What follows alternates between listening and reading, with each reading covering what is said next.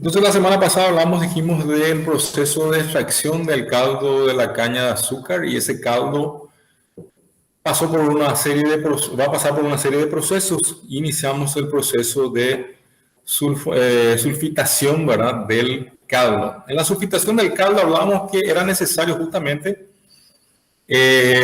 tratar ese caldo para que el bisulfito que se forma de la reacción del gas sulfídrico con el caldo, se formaban ácidos y bisulfitos. Y ese bisulfito era importante porque se combinaba con los grupos radicales, o sea, grupos funcionales, que daban color a nuestro caldo verde. Entonces, después de tratar ese caldo verde con el sulfitado, yo tenía un caldo que podría ser justamente floculado y posteriormente sedimentado. Entonces, después del proceso sulfitado, yo pasaba a una fase de encolado y posteriormente a eso calentada y tengo que ingresar a un decantador. Entonces, solamente para recordar, teníamos el azufre, el horno, el gas pasaba por una columna que posteriormente ingresaba en una columna con platos perforados. Por la parte superior venía y en el caldo, ¿verdad?, en contacto se forman los ácidos, se forman bisulfitos y posteriormente por la parte inferior se recoge ese caldo ya tratado, ¿sí? Es ya un caldo amarillo, ¿verdad?, que posteriormente pasaba al proceso de encolado. El proceso de encolado justamente lo que hacía era justamente flocular esas impurezas. Entonces, en la adición a óxido de calcio se neutraliza el caldo y posteriormente se van formando los flóculos que van a poder precipitar o van a decantar en un decantador, ¿verdad? Eso es importante justamente porque va a permitir eliminar la mayor cantidad de impurezas. Ahí vemos cómo la persona está trayendo, ¿verdad?, un caldo, ¿sí?, y colocan un tubo IMOF. Bueno, no dio para ver mucho ahí, pero colocan un tubo IMOF en forma de cono invertido, que justamente es lo que va a determinar la cantidad de sólidos presentes en ese líquido, ¿verdad? Dice que el encalado se da en otras cubas, se añade cal en polvo al agua para preparar una solución a la que se incorporará el cubo de caña. Se la mezcla, dice, por 6 horas aproximadamente para regular el pH aproximadamente a 7 también, que contribuye lógicamente a formar los flóculos y a aclarar el líquido.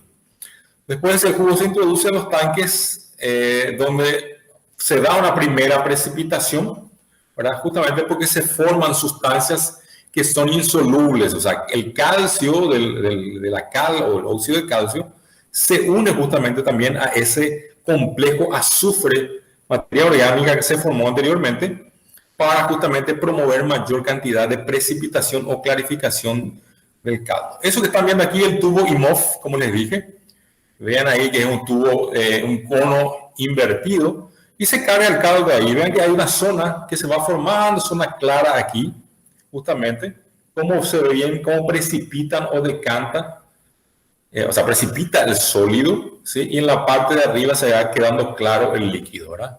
Entonces, ese líquido claro que está aquí es el que vamos a utilizar posteriormente para el proceso de evaporación y, consecuentemente, obtener el azúcar. ¿Está bien? Bueno, ¿qué pasa? Dice, si yo no le agrego una cantidad suficiente de óxido de calcio, probablemente no voy a conseguir que se alcance el pH neutro o pH 7 que estoy queriendo, y consecuentemente voy a tener todavía mayor turbidez de mi caldo. ¿Está bien? De mi caldo tratado. Si yo pongo un exceso de cal, también eso puede oscurecer un poco nuestro jugo, ¿cierto? Y puede aumentar incluso la disponibilidad de cenizas, ¿verdad? Y sales de calcio disueltas en la miel. Y eso no es interesante porque la miel o el mosto concentrado es importante que no tenga mucha impureza o que no tenga muchas sales también disueltas. ¿Está bien? Bien, rápidamente entonces el jugo ya encalado pasa por una serie de calentadores tubulares dispuestos en serie, que es lo que vimos aquí en esta imagen anterior. Estos son los calentadores en serie. Después el encalado pasa a los calentadores en serie. ¿Está bien? Rápidamente con esto se busca que las proteínas y compuestos orgánicos de elevado peso molecular coagulen y posibilite su eliminación. La temperatura a la que se debe alcanzarse con esos calentadores en el caldo es de aproximadamente 100 grados Celsius. Esa temperatura lo que permite justamente que se formen mejor los coágulos, ¿cierto?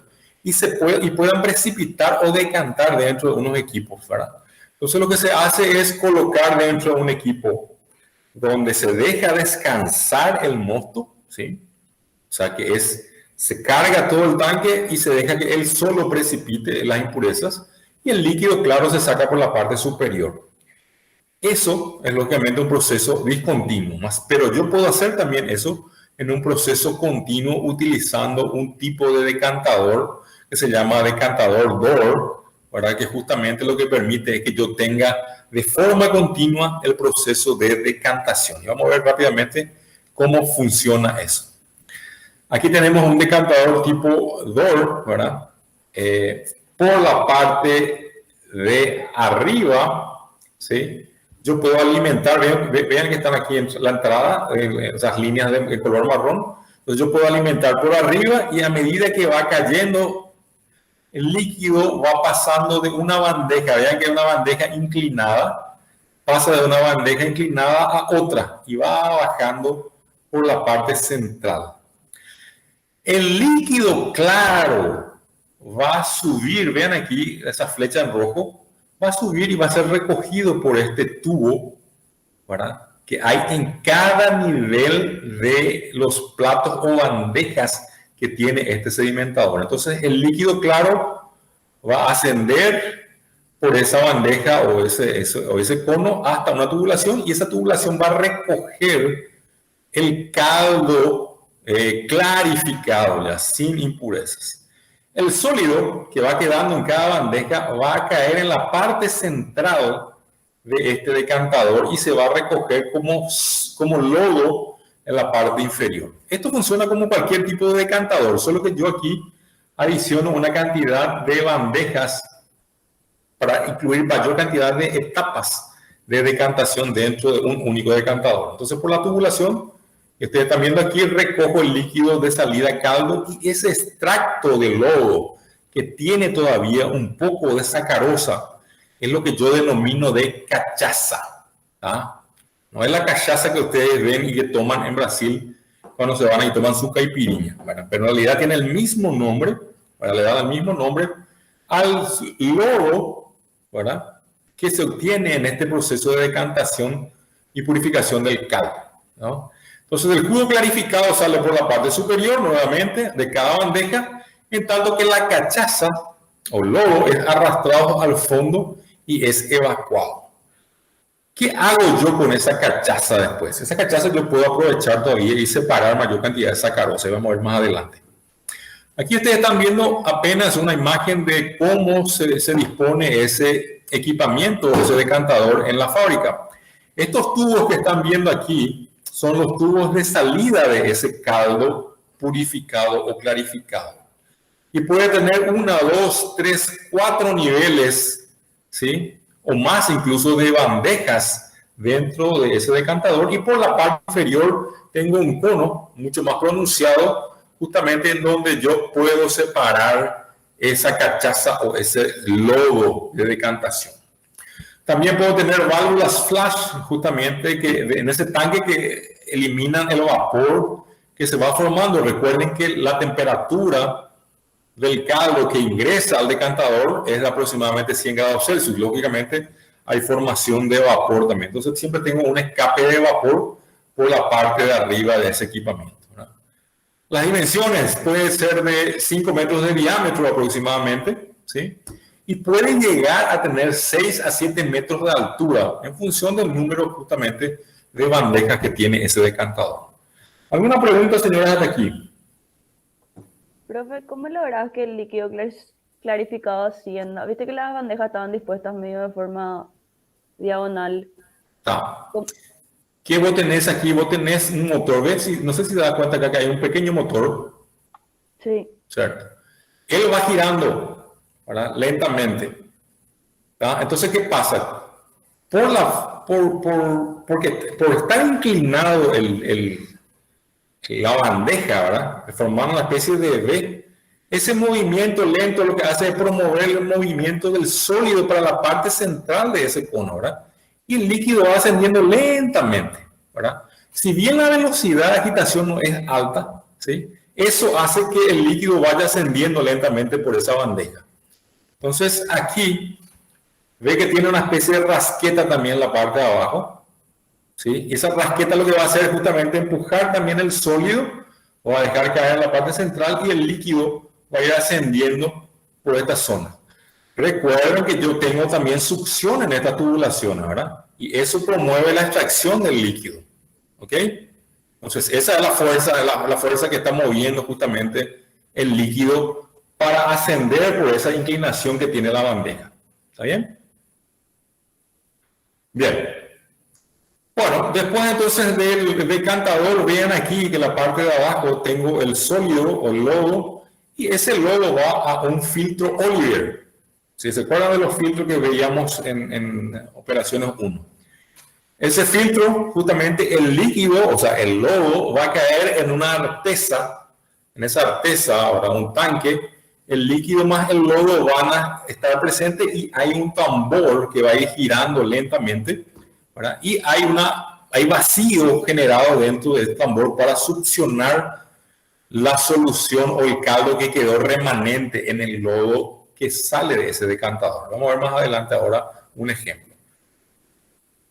Vean, esto aquí es el filtro Oliver, ¿sí? Él va girando lentamente a medida que va girando, se sumerge dentro de ese caldo, ¿verdad? De esa artesa, gira lentamente y succiona el líquido. Entonces el sólido va formando una torta sobre esa superficie del filtro, ¿sí? Que es esa que están viendo en la figura ahora, y el líquido es recogido por la parte central mediante vacío.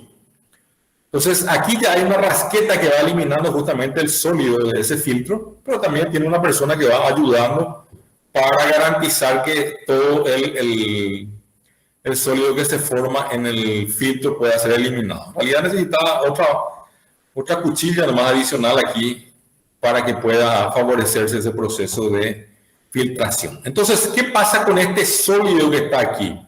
Este sólido puede irse directamente al campo para abono, ¿sí? O bien mezclarse con el bagazo de caña de azúcar que sale de la molienda para generar calor en las calderas. El líquido que es succionado de aquí pasa de vuelta a los clarificadores, ¿tá? O sea, se le adiciona otra vez cal para justamente promover precipitación si hay alguna cosa que precipitar y ingresa de vuelta a los decantadores, ¿está bien? Entonces, se evita al máximo eliminar azúcar, entonces se trae una cantidad que retorna a nuestra planta. Dice, se filtra el residuo de los tanques de clarificación en filtro de tambor rotatorio tipo filtro Oliver, donde la torta de filtración se reutiliza para fertilizante en los campos.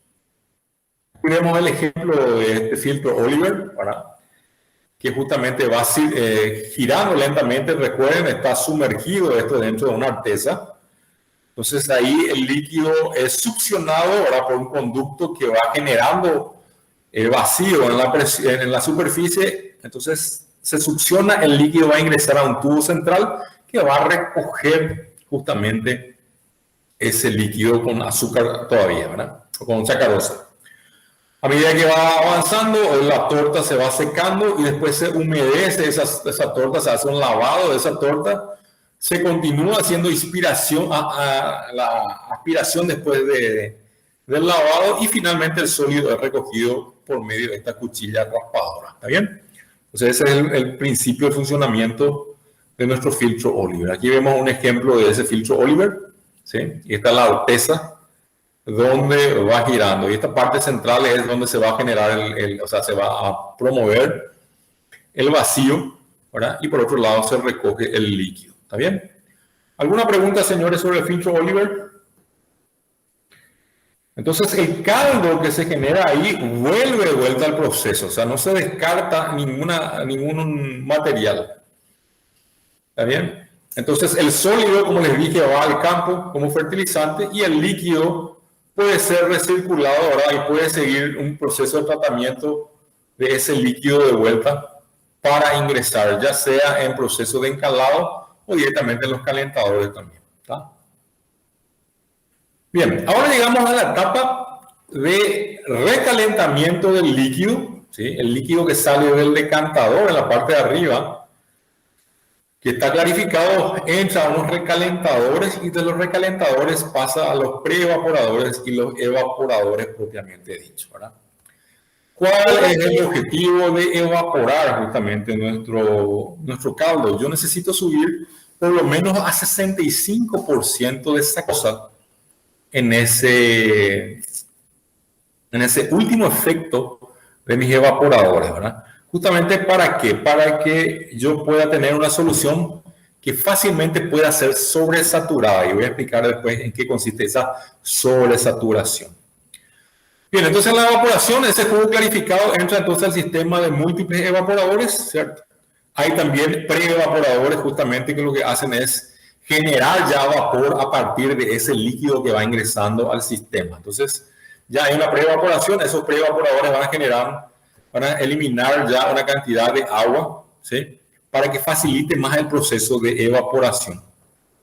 Entonces, cada efecto de ese evaporador, como ustedes recuerdan, tenemos un cilindro vertical, ¿verdad? Y en la parte de abajo, justamente yo tengo una calandria. ¿Se acuerdan lo que era una calandria? Una calandria eran tubos, que normalmente son tubos verticales, cortos, ¿verdad? De 0,8 a 1,5 metros incluso, eso varía, por donde pasa justamente el caldo que yo necesito concentrar y por la parte externa de los tubos pasa justamente el vapor que transfiere su calor al líquido que circula por los tubos.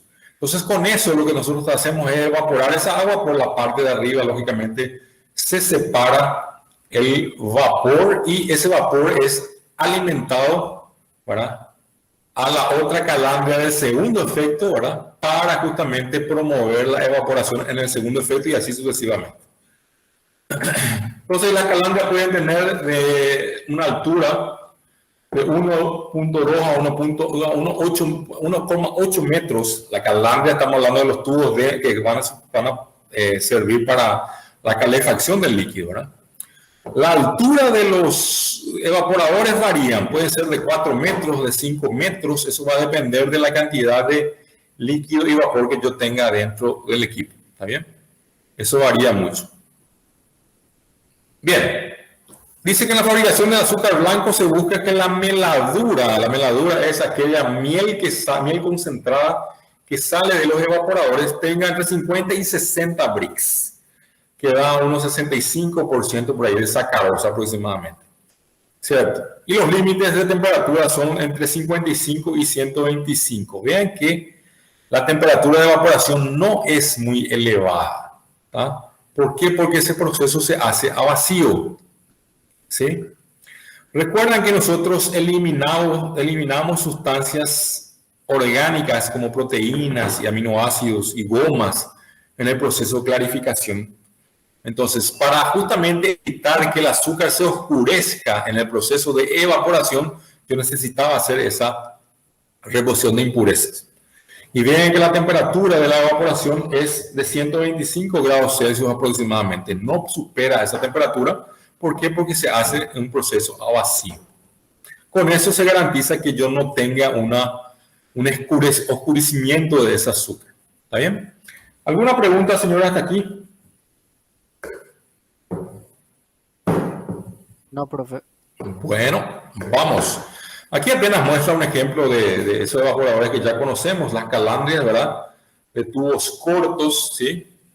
El líquido que ingresa circula a través, dentro de los tubos, ¿verdad? Y por la parte externa yo tengo el vapor que va a calentar el líquido que está dentro del tubo. Aquí en este ejemplo, la alimentación se hace por encima de esa calandria, ¿verdad? Y la solución concentrada se tiene por la parte de abajo.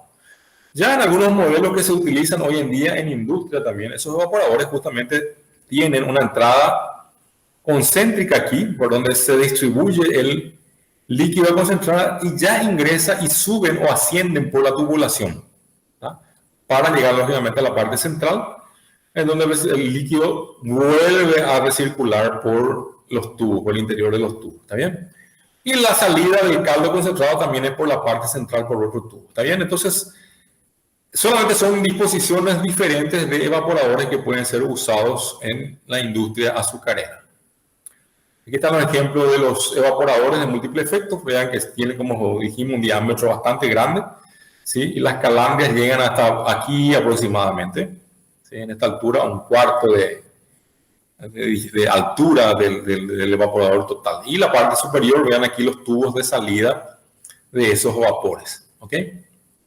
La foto un poco oscura nomás, pero se da para ver. Bueno, ¿qué pasa después de salir de la evaporación? Después de salir de la evaporación, el calor que se sometió, mismo que sea a temperatura baja, y a medida que se va concentrando, también yo voy a tener una cierta cantidad de impurezas que puedo remover a la salida de esos evaporadores.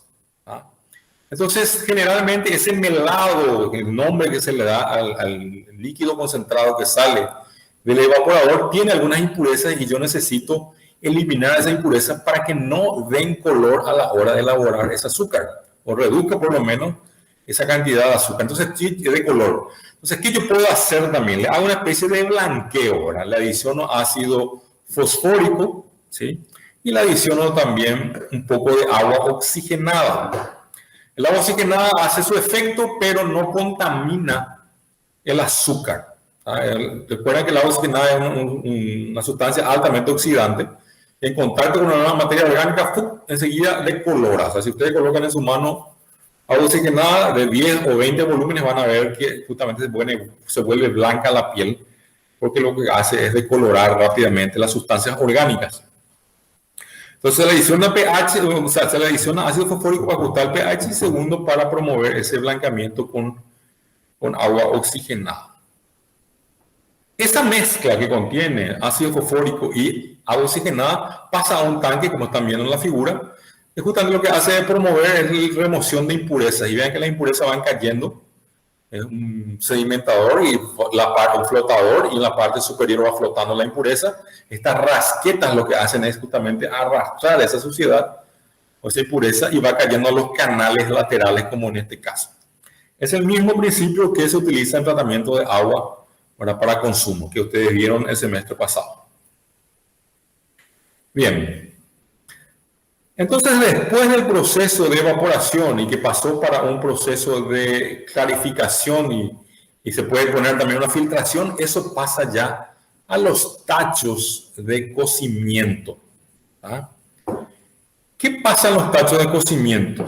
En los tachos de cocimiento lo que yo hago es sobresaturar ese caldo concentrado. Entonces, yo lo que llevo es a una concentración mucho más elevada. Entonces, con esa sobresaturación, lo que yo estoy promoviendo es la cristalización, ¿verdad?, de la sacarosa presente en ese caldo concentrado. Entonces, esa meladura o melado virgen también, que viene del evaporador, justamente pasa a esos tachos, ¿verdad?, donde yo promuevo vacío, o sea, creo vacío y elevo la temperatura, ¿cierto? ¿Qué pasa al hacer esa elevación de temperatura y vacío? Justamente lo que yo llego a hacer es la sobresaturación de ese líquido. Entonces, si yo salí con una concentración en grados Brix de 60 del último efecto del evaporador, con este tacho consigo llegar hasta 70 grados Brix. Eso da aproximadamente 83-85% de sacarosa pura, o sea, pureza de la sacarosa. Cuando esa solución o esa meladura es muy concentrada, yo tengo lo que llamo de masa cocida. ¿Ah? Esa meladura que sobresaturó o masa cocida va a comenzar a formar cristales. O sea, yo puedo sobresaturar y naturalmente él puede formar cristales, o yo puedo controlar el proceso de cristalización adicionándoles semillas de cristales, o sea, sembrando esa masa cocida. ¿Está bien? Entonces, esa masa cocida va a comenzar a cristalizar cuando yo le adiciono una cantidad de cristales, y con eso voy a promover ya la formación de cristales. Solo que yo no puedo dejar de agitar esa solución. Eso va siendo agitado constantemente en ese tacho de evaporación a vacío. ¿Por qué yo necesito agitar ese tacho? ¿Me pueden explicar, por favor, si tienen alguna idea? ¿Para qué yo necesito agitar ese tacho de cocción?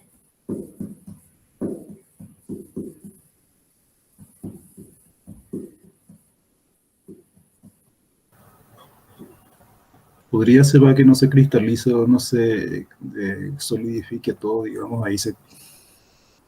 no sé.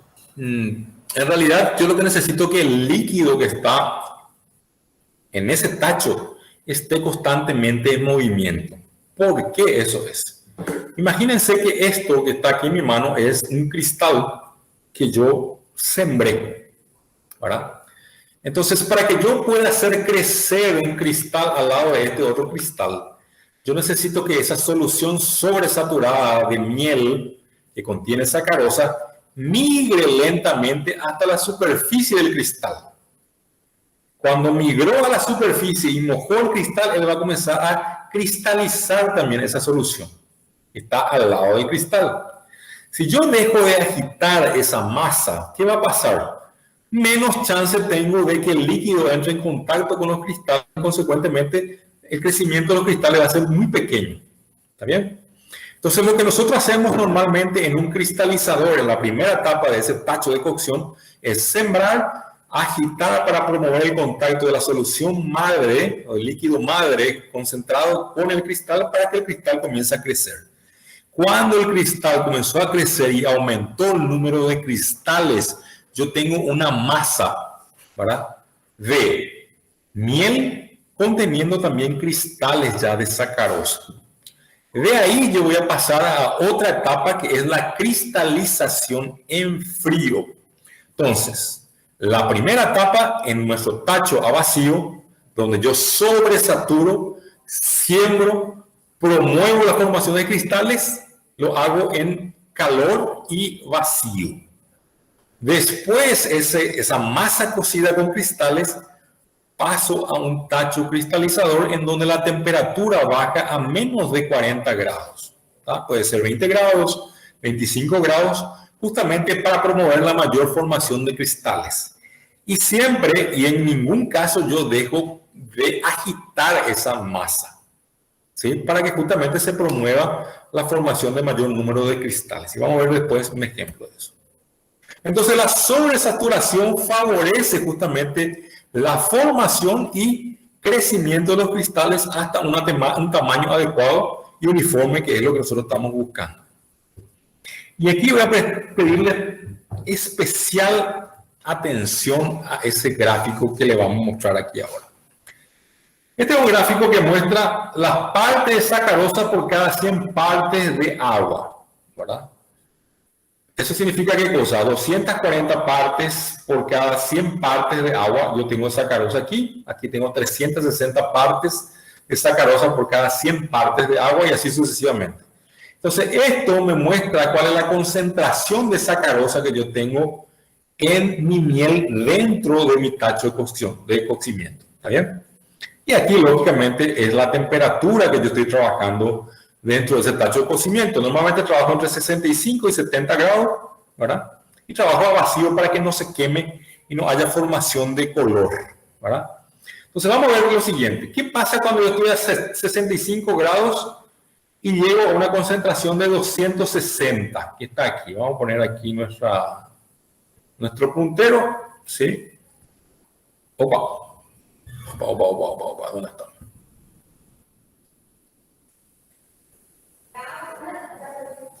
Aquí. Vamos a poner esto, entonces vamos a trabajar a 65 grados, ¿sí?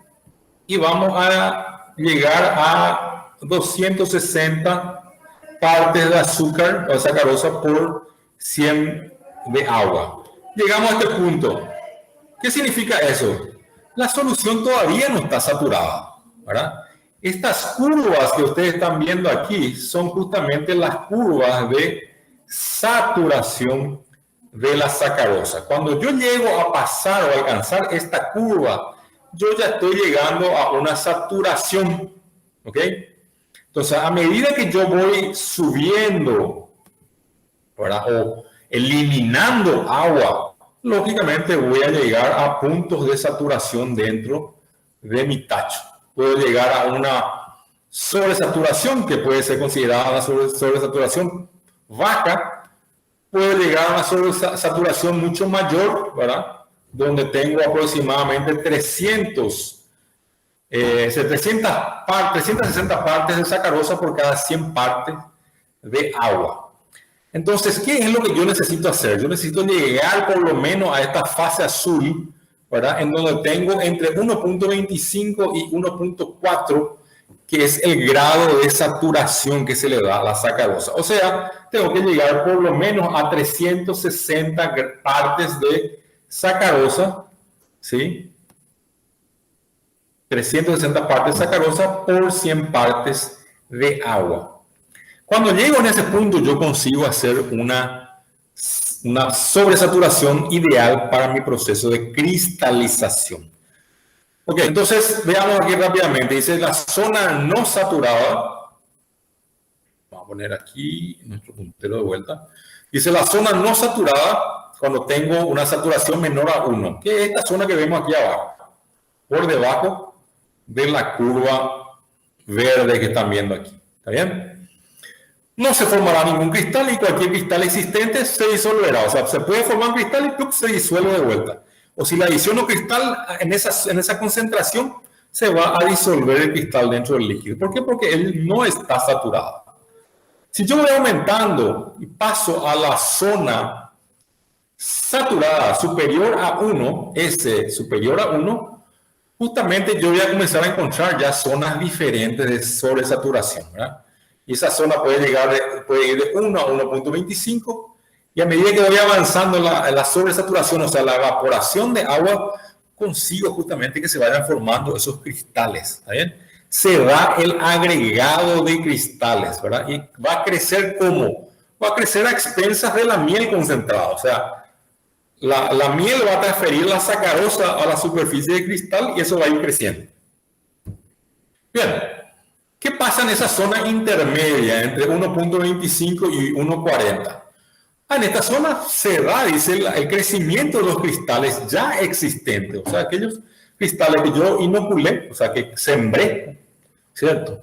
Se van a ir aumentando en tamaño, ¿verdad? Y puede haber la formación de nuevos cristales, ¿verdad?, dentro de ese líquido. Si yo llego a la zona sobresaturada superior a 1.4, ¿qué va a pasar? Los cristales que existen, ¿verdad?, o que crecen, pueden formarse nuevos granos también, dice, en ausencia de cristales formadores. O sea, en esta zona yo no necesito sembrar. Naturalmente se van a formar los cristales. ¿Cuál es el problema con esta zona? ¿Por qué yo no trabajo a esta zona?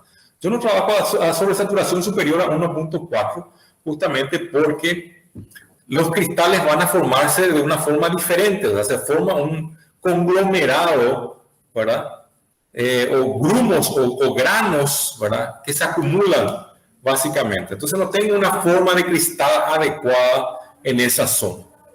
Además dice que en esta zona, además de formarse los falsos granos, ¿verdad?, que son núcleos de sacarosa que inician su crecimiento y luego se disuelven sin mantener una estructura fija. O sea, no tengo buenos cristales en esta zona. ¿Eso qué significa? Que yo tengo que trabajar entre la línea azul y la línea roja, que es la zona en donde voy a tener mejor saturación y mejor formación de los cristales. ¿Alguna pregunta hasta aquí, señores? ¿Se entendió esto de la sobresaturación? Sí, profe, se entendió. Profe, Sí. normalmente suele pasar esto de que llega a una sobresaturación por encima del 1.40. ¿Qué haces cuando, si por ejemplo te pasa? No, realmente no pasa normalmente. ¿Sabe por qué? Porque yo controlo la concentración constantemente, ¿verdad? Entonces siempre voy a trabajar en este grado de cantidad de sacarosa por cada 100 gramos de agua. Imagínense, entre 300, si es para la temperatura de 65 grados, en realidad voy a tener 350 aproximadamente, ¿sí? Para aproximadamente 370 gramos por cada 100 gramos de agua, ¿está bien? Para esa temperatura. Yo voy controlando, el que hace el análisis va controlando para ver cuál es la sobresaturación que tiene la sacarosa. Si aumenta además, yo voy adicionando más líquido, ¿verdad? Para que justamente él no llegue a sobrepasar este 1.4. ¿Está bien? Entonces siempre voy manteniendo aquí. ¿Y qué es lo que hace la persona también que está controlando el proceso de cocimiento? Justamente le va sacando muestras y va poniendo en una lámina de vidrio para ver si se están formando los cristales. Si se están formando los cristales, va a estar en esta zona, ¿sí? Si no hay formación de cristales, está por debajo. Entonces hay algún problema ahí de que no tengo la concentración de sacarosa necesaria. O sea, mi evaporador de múltiple efecto me está fallando en algún lado y no estoy alcanzando la concentración que necesito. ¿Cierto? Entonces, ¿qué va a pasar? Yo necesito eliminar agua en esa etapa de cocimiento también, por eso agua vacío y elimino agua. Y va aumentando poco a poco la sobresaturación para llegar en esta zona. ¿Ok? No me conviene llegar a esta zona. Para evitar eso, vamos a decirle que diluyo. En realidad no diluyo, le adiciono más meladura que sale del evaporador. ¿Está bien? Aquí está un ejemplo o una imagen de cómo funciona o cómo es un tacho de cocimiento para cristales. En la parte inferior parece un evaporador, ¿sí? Que hablamos, ya tiene también las calandrias, ¿cierto? Por los tubos pasa la meladura y se va concentrando. Y vean que tengo aquí unos agitadores. Estos agitadores, como les dije, necesitan estar en funcionamiento para recircular esa masa concentrada, ¿sí? Y también va a promover la formación de los cristales. Lógicamente la agitación es lenta, ¿verdad? Por la parte de arriba, vean que tengo una salida de vapor. ¿Por qué? Porque estoy calentando esto constantemente. Se va formando también vapor. Al evaporarse el agua, se sobresatura justamente esa solución o esa meladura, ¿tá? Para formar lo que llamamos la masa cocida, ¿tá? Entonces, estos tachos son parecidos a los evaporadores, ¿verdad? Tienen también tubos cortos, pero por donde pasa el líquido y por la parte externa del vapor son un poco más cortos que los de los evaporadores, que llegan a 0.2 metros por ahí aproximadamente, ¿cierto? Y ese jarabe justamente se va mezclando por medio de estos agitadores, ¿tá? Entonces hierve ese jarabe, evapora agua y se va concentrando más y llega a la sobresaturación. Después de un tiempo, lógicamente, eso va a llegar a una formación de cristales. Lo que está haciendo aquí el señor es nada más que adicionar o sembrar el cristalizador, o sea, en este caso el tacho de cocción. Y bien, aquí está sacando una muestra, saca con el dedo. Esa es la masa cocida que expande sobre un vidrio y él va viendo si hay formación de cristales suficiente, ¿verdad? Entonces él va a saber si es que realmente se están formando los cristales dentro del proceso de cocción. Y ese control se hace constantemente. ¿Cómo yo preparo esta solución de cristales para adicionar dentro del tacho de cocción? Normalmente mezclo los cristales con alcohol, no mezclo con agua, porque si yo coloco el cristal en agua, ¿qué va a pasar? Se va a disolver y los cristales van a desaparecer. Entonces lo que yo hago es preparar una solución de cristales en alcohol. Y eso es lo que yo inoculo en mi tacho de cocción para que se formen justamente los cristales.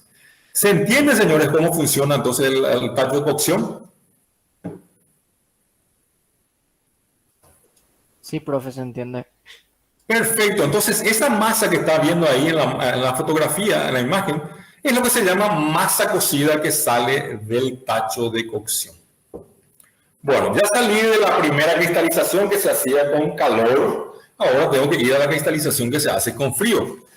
Yo voy a terminar de formar los cristales y hacer que la mayor cantidad de sacarosa que está en la miel pase a formar cristales cuando hago un enfriamiento y una agitación.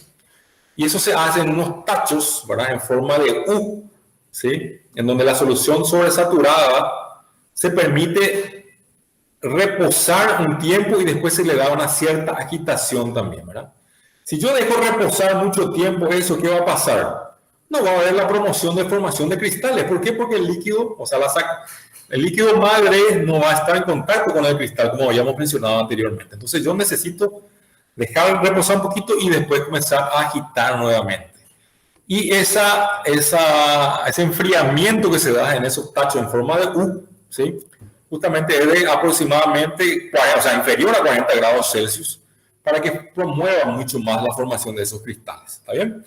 Entonces, es importante que se haga el control de, primero, la formación de esos cristales en el cristalizador 1 o en el tacho de cocción, y segundo, verificar si continúa creciendo el número de cristales dentro de este segundo cristalizador en forma de U que sufre enfriamiento. Esto que ven acá en la imagen en blanco y negro, la parte de arriba son los tachos de cocción 1 o los cristalizadores 1. En la parte inferior, vean aquí que tengo unos tachos abiertos, ¿verdad? En forma de U, ¿sí? Que son los que van a recibir justamente esa masa cocida que sale del tacho 1, o sea, del cocedor 1, hasta estos cristalizadores. De estos cristalizadores, en la parte inferior voy a tener las centrífugas que van a separar los cristales de azúcar de la miel, ¿tá? Que vamos a ver ahora adelante. Estos son los cristalizadores en forma de U, para ver cómo tienen los agitadores. Puedo tener encamisado, o sea, normalmente encamisado estos tanques son encamisados o tienen en su interior también tubos por donde circula agua de refrigeración. ¿Está bien? Hay diferentes configuraciones en función principalmente del tipo de agitador que voy a utilizar para agitar la masa cocida. Bien, aquí se ve un ejemplo un poco más claro de cómo son esos serpentines también, ¿verdad? Esos serpentines se van girando constantemente y también por esos serpentines van pasando agua justamente de refrigeración. Eso va a depender del tipo de equipamiento que yo voy utilizando. Dice que el enfriamiento con agitación mejora la transferencia del calor al mismo tiempo que mantiene la uniformidad en el descenso de la temperatura. Con eso justamente lo que yo promuevo es la mayor cristalización posible. Después de esos tanques en forma de U donde se da la cristalización final, ya paso a la centrífuga. Vean cómo está cayendo ahí en el marrón esa miel que contiene azúcar. Los cristales se van quedando en una malla que se coloca dentro de esa centrífuga, ¿sí? Vean que a medida que va pasando se va quedando más blanco, ¿verdad? Entonces se da un chorro de agua para levemente limpiar esos cristales y puede hacer separados esos cristales por un lado. A través de la cesta de la centrífuga pasa una miel, ¿verdad? Que va a poder ser o no reaprovechado. ¿Está bien? Vean ahí, cae la meladura con los cristales. Se va quedando blanco porque va eliminando la mayor cantidad de miel que va a pasar a través de esa centrífuga y los cristales quedan ahí. Eso en realidad no es agua solamente, es agua con un poco de alcohol, justamente para evitar que solubilicen los cristales. ¿Está bien? ¿Se entiende? ¿Alguna pregunta hasta aquí?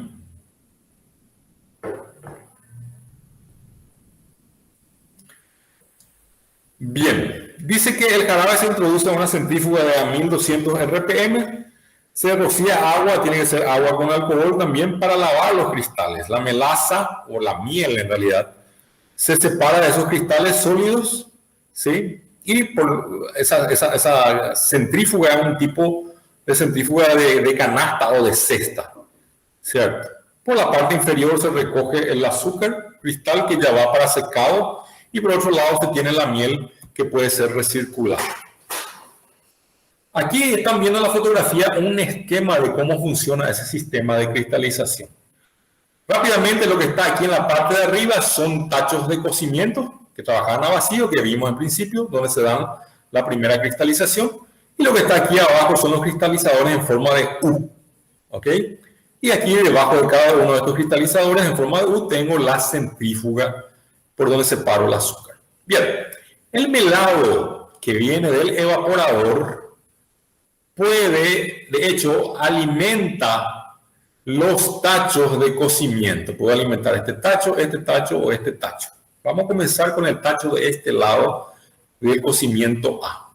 Entonces viene el melado, parte de ese melado puede entrar a otro tacho de cocimiento pequeño, donde lo que se hace es el pie de templa.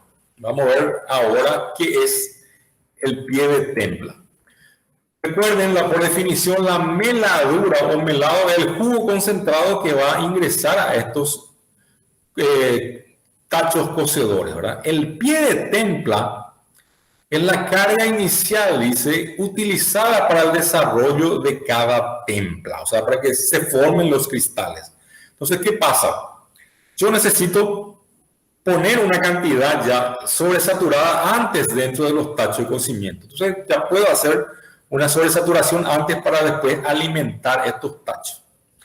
Adiciono meladura, adiciono el pie de templa, creo vacío, elevo la temperatura, se evapora agua de aquí, se forman los cristales después de sembrar, ¿sí? Y de ahí, esa semilla que sembré va a comenzar a promover mayor cantidad de cristales. De ahí tengo la masa cocida del cocimiento A que cae al cristalizador que está en este punto. Este cristalizador va a aumentar el número de cristales y el tamaño de los cristales y va a formar una masa cocida A que contiene ya los cristales que va a pasar a la centrífuga. En esta primera centrífuga tengo por un lado azúcar, ¿sí? Y la miel que sale de esa centrífuga yo puedo llevar de vuelta a un cocimiento B, un segundo cocedor. Con ese segundo cocedor lo que yo voy a hacer es mayor formación de cristales de la sacarosa que está aún en esa miel agotada. ¿Está bien? Pasa este segundo tacho de cocimiento. De ahí se da otra vez la siembra, también hago la cristalización en el cristalizador en U y hago la centrifugación para obtener el azúcar B. Y de esa centrífuga tengo una miel agotada B que va a alimentar un tercer cocedor C. Están viendo aquí. ¿Ok?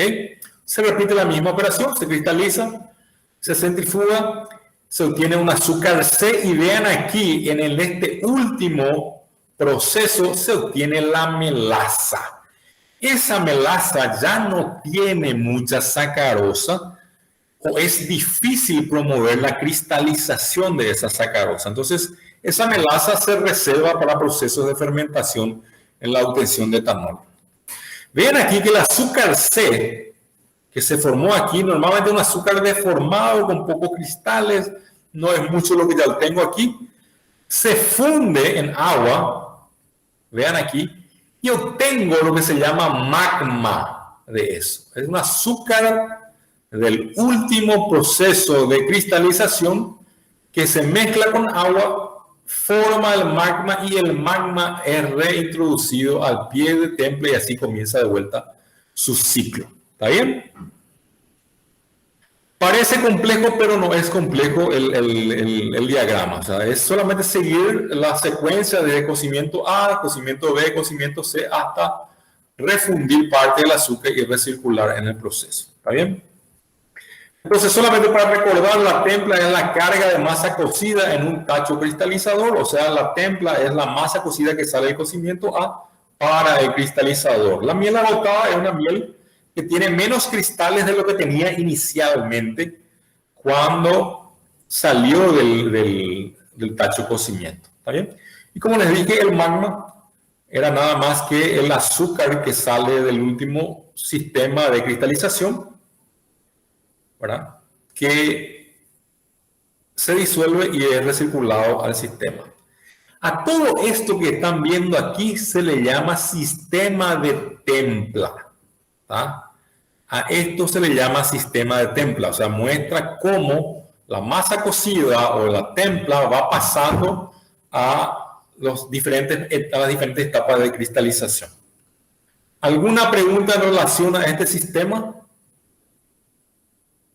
Profe, mi pregunta era la siguiente, tipo, viste que pasa por el cocimiento A, el otro pasa al cocimiento B y así sucesivamente. Y las concentraciones que salen son, evidentemente son diferentes, ¿verdad? Tipo, el azúcar A es diferente de la concentración del No. B y del C, o O todas sea, son iguales. los cristales que yo tengo acá en la centrífuga A y la centrífuga B son del mismo tamaño, de la misma coloración prácticamente. En esta miel agotada que sale de la centrífuga B y que va al último tacho de cocimiento, yo promuevo cierta cantidad de formación de cristales todavía en este cocimiento C. Solo que, como ya tengo poca cantidad de sacarosa, ¿sí? Yo tengo que aumentar mucho más la sobresaturación en este tacho de cocimiento. ¿Ok? Para que yo pueda promover la cristalización aún. Solo que como hay poca cantidad de sacarosa, yo necesito darle más vapor a esto para que evapore mayor cantidad de agua y para que un cristal se encuentre fácilmente con algo de meladura sobresaturada todavía. Solo que la cristalización aquí normalmente ya no es muy uniforme, no tengo cristales de tamaño ideal, ¿verdad? Entonces por eso es que se procede de vuelta a disolver este azúcar. Yo puedo dejar de disolver y mezclar este azúcar también con A y con B, sin ningún problema. Pero eso va a depender justamente de la calidad que yo quiero de mi producto, ¿ok? Yo puedo usar el azúcar A, el azúcar B y el azúcar C, juntar todo eso y llevar a secado, ¿verdad? Para justamente recoger ese azúcar. Pero se hace esa etapa de recirculación justamente para mejorar la calidad y la forma de los cristales. Entonces, por eso ingresa de vuelta en el sistema. ¿Está bien? Para mezclarse, lógicamente, con melado nuevo que va viniendo con mayor concentración de sacarosa. ¿Se entiende? Sí, profe, ya. Perfecto.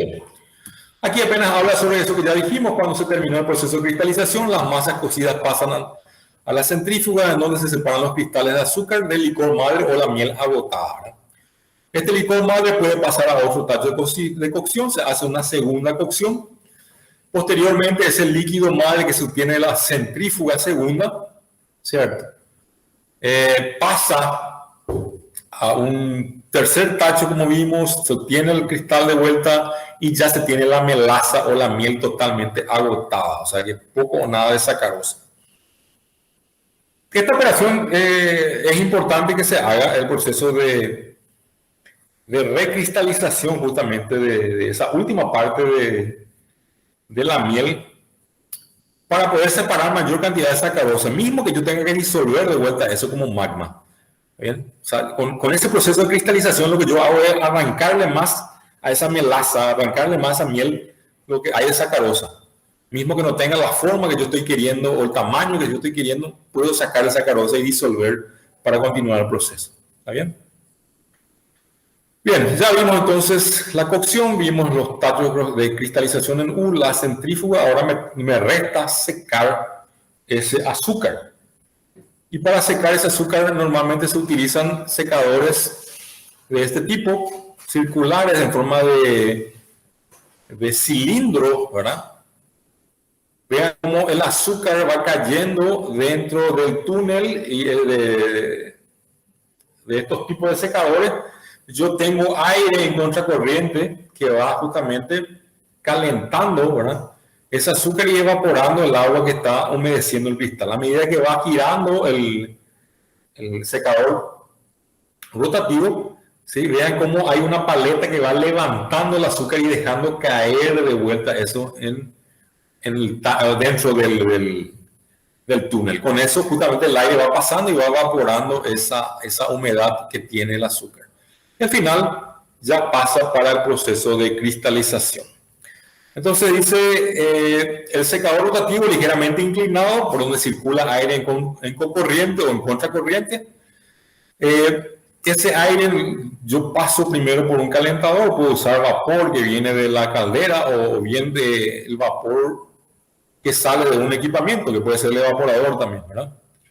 Normalmente se desea una humedad muy baja, muy inferior a 1%, para que esos cristales de azúcar justamente no se pegoteen, no se peguen todo, ¿verdad? La temperatura del aire dice que es de aproximadamente 120 grados Celsius, ¿cierto? Y como les dije, puede ir con corriente o contracorriente para secar ese azúcar.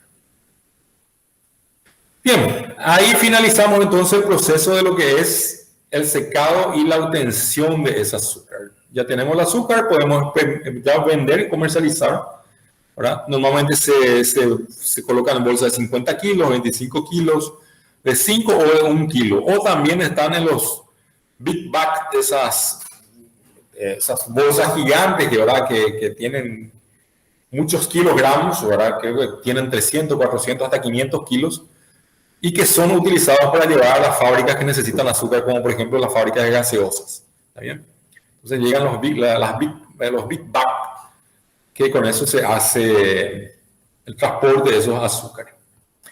Ya para finalizar, hay lo que se llama refinado del azúcar. El refinado del azúcar tiene varias etapas. Básicamente lo que yo hago es ese azúcar cristal que recogí de la centrífuga A, centrífuga B o de la centrífuga C, yo redisuelvo, puedo promover de vuelta un tratamiento de ese caldo concentrado, ¿sí? De sacarosa con agua, que disolví de vuelta esos cristales. Paso por carbón activado, paso por resinas, puedo pasar por una serie de tratamientos para quitar al máximo el color también. ¿Ah? Y promover después de vuelta una cristalización. Puedo dejar que cristalicen, ¿sí? O puedo nada más que se formen grumos que después yo puedo moler eso y entregar como azúcar molido nomás, sin cristales necesariamente. Todo lo que sean los esquemas y la información de refinado van a encontrar en el libro de Austin. De esta forma aquí yo les voy a mostrar simple y llanamente, rápidamente, cómo se hace ese refinado de azúcar.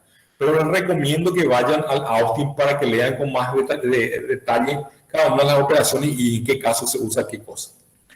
Azúcar cristal, entonces yo tengo el azúcar que sale de esa centrífuga, como mencioné. Disuelvo eso de vuelta, ¿sí? Puedo tamizar para quitar alguna impureza que quedó en esa solución. Paso de vuelta a un clarificador, puedo pasar por un filtro de arena, un filtro de carbón, resinas de intercambio iónico para quitar mayor cantidad de colorantes y paso a un depósito del caldo concentrado. Vean que yo no estoy haciendo ni evaporación ni cristalización aquí. Después de ese depósito de caldo, paso a un precalentador o preconcentrador. Ahí comienzo a hacer de vuelta la evaporación a vacío. Después paso a un tacho, en ese tacho puedo promover la cristalización, ¿sí? Y de ahí puedo amasar, secar y enfriar ese cristal. Yo puedo no promover también la cristalización, yo solamente lo que hago es evaporar, no le siembro nada, entonces las sacarosas se van a ir uniendo, ¿está bien? Si se forman cristales no van a ser uniformes, ¿verdad? Entonces voy a tener una masa de cristales, o sea, una masa de sacarosa, ¿verdad? Que no es uniforme. Por eso le llaman amorfo. No hay una forma de cristalina como en el caso de la cristalización inicial. ¿Cómo yo hago eso? Justamente controlando temperatura en el tacho, ¿verdad? Controlando justamente la agitación también. Entonces no se forman los cristales como yo quiero. Tengo azúcar de esta forma, muelo eso y pum, va. Ese azúcar impalpable es normalmente así. ¿Está bien? Bien. Por otro lado, tengo lo que se llama azúcar líquido. ¿Qué es el azúcar líquido? Es aquello que ya vimos de esa etapa, ¿sí? Anterior. Miento, acá me pasé un refinado. Este es el refinado que sale amorfo, como les dije. En el refinado que forma cristales es la misma etapa. Paso por el depósito preconcentrador, tanque de vacío, cristalizador, centrífuga, transporte para el secador y se obtienen los azúcares en forma de gránulos de cristales. Esta es la segunda fase. O sea, puedo tener azúcar amorfo, puedo tener azúcar cristal de vuelta, pero refinado. Y la última fase que es el azúcar líquido. Del depósito de caldo concentrado, ¿qué es lo que yo hago? paso a un tanque de inversión de la sacarosa. Esa inversión de la sacarosa, recuerden que cuando yo hacía la inversión de la sacarosa tenía por un lado glucosa y por otro lado fructosa, el famoso azúcar invertido. En este caso, en este tanque de inversión, yo lo que agrego es una enzima que se llama invertasa, que degrada esa sacarosa, y tengo en este tanque glucosa y fructosa. Y ese líquido, glucosa, fructosa, en solución, en vaso, y vendo como azúcar líquido o azúcar invertido. ¿Está bien? Entonces puedo tener azúcar amorfo, puedo tener azúcar cristalino en forma de gránulos, o puedo tener un azúcar líquido. ¿Alguna pregunta hasta aquí, señores?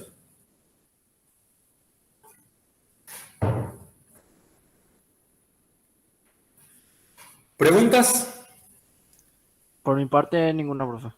Bueno, perfecto. Entonces, en resumen, después del proceso de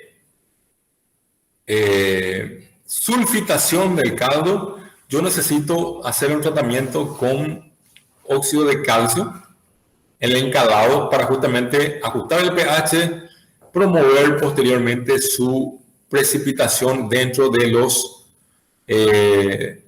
decantadores. ¿Tá? Después del decantador, el líquido va a ingresar por un precalentador para después entrar en los preevaporadores y evaporadores. El lodo que sale de los decantadores pasaba a un filtro Oliver, donde se extrae otra vez un caldo que después es recirculado al proceso de clarificación, y el sólido es enviado al campo para abono, también como fertilizante. De los evaporadores aumentaba la concentración de ese caldo de unos 25 grados Brix hasta unos 60-65 grados Brix.